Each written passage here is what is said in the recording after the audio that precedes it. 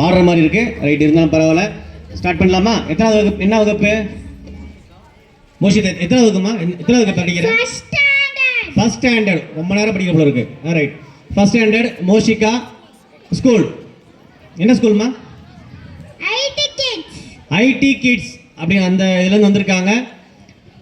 Moshika first standard. ஆரம்பிக்கலாமா? Ready, 1 2 3 start.